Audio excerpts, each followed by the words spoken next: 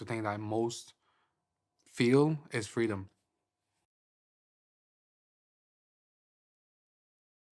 Freedom from all you've gone through, freedom from all the pain, the suffering, the guilt.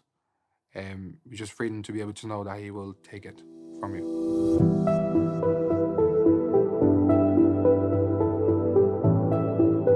I'm Matheus. I'm from Brazil. I grew up there. I spent 9 years there, so most of my childhood was lived in Brazil. And we lived by the beach, so very nice and warm.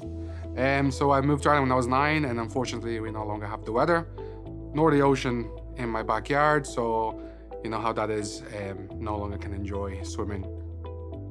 The highlight of my teenage years was The Voice.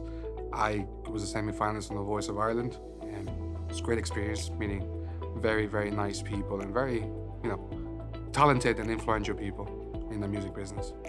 Being on The Voice was great because I was able to sing and I was able to express really myself and express myself and not be afraid of judgment or afraid of repercussions, and just the fact to be appreciated for your talent was something that I think my soul needed really, based on what happened to me when I was younger.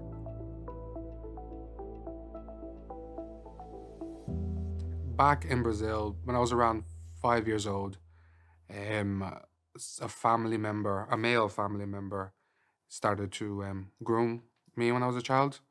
And at first, it started off not really major, and then it went from that to, you know, taking pieces of clothing off and touching places you're not supposed to touch, and then it went from that to full abuse. And I was really afraid to say anything because I thought no one's gonna believe me, and the way that he made it seem was, I'm going to end you if you mention this to anyone.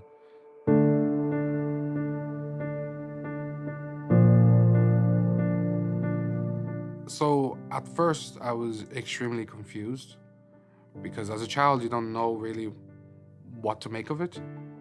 Um, but they went from confusion to pure terror because every time I knew he was coming over, I would try to hide, or I tried to tell my grandmother to take me out somewhere because I didn't want to be around. But when I started to acknowledge what was going on, it just made me feel very disgusting, and because I just felt dirty, because nothing that I could control really, because I was outpowered by someone that's much older than I was. So it just made me feel scared and lonely, and like, I just didn't want to be here.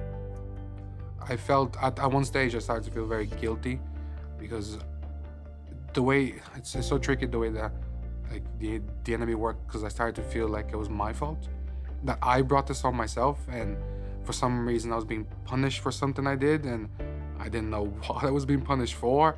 So, and then I felt ashamed really because when I had my cousins that were my age around me, I started to pull back and didn't want contact. I didn't want to be touched by anyone. I just wanted to be in my own corner in a box, hidden away, put it away to the side from anyone else, because I didn't want people to look at me or even come close to me. I went to church with my parents, but everything that I was listening and everything that was being preached, I didn't feel correlated at all with what I was going through, because I started to think, well, if there is a God and He's so good, then why is He letting this happen to me? So then I started to think, well, He must be punishing me for something I did. So again, the guilt feeling just keeps coming back up every time I think about it, because I was like, well, He's God, so if He's God, then if you're good, then good things happen, and if you're bad things happen. So I started to blame God. So I was very angry at God for a couple of years. What changed was when I came to Ireland, we started to go to a different church. Um, so I didn't know I could sing, and the worship team there, they were amazing. And I was sitting in the very back of the church, quietly singing to myself. The whole church singing, so you definitely can't hear me sing.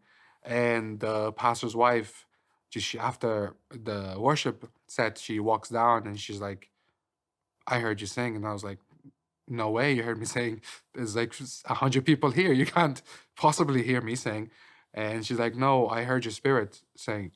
And she brought me on to her, like on her wing, and she started to nurture the talent, and she started to bring it out and tease it out of me. And she put me also in piano classes.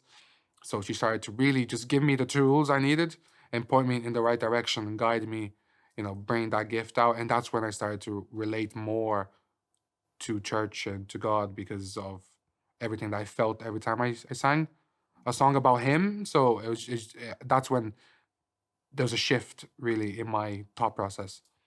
Gradually, I started to, let go of more of the past and, let go of what happened and, let go of the hatred really I was feeling towards the God, the church, um, people really. And gradually, I started to, let go and started to become more warm and be able to receive more of love because I always rejected it because I thought kindness comes with a cost. So what do you want from me? Why are you being kind to me? Because I just haven't had a experience with kindness that didn't ask for something, you know? I guess with time I came to understand that, you know, he did die to take away everything, our sins in the past, present, and future, and I learned to, as much as I felt ashamed at times, as much as I felt guilt, I learned to give it to him, and take it to him and say, look, this is what I'm feeling right now. This is how I'm feeling right now. Help. I give it to you really because I can't do it by myself. And just understanding that he loves us and, he will not be ashamed of us, he won't put guilt on us at all. Quite the opposite. He says you're free. He says you're my sons and daughters. So learning who he is tells you a lot about how much he cares. It tells you how much he's willing to listen. And it's just learning that.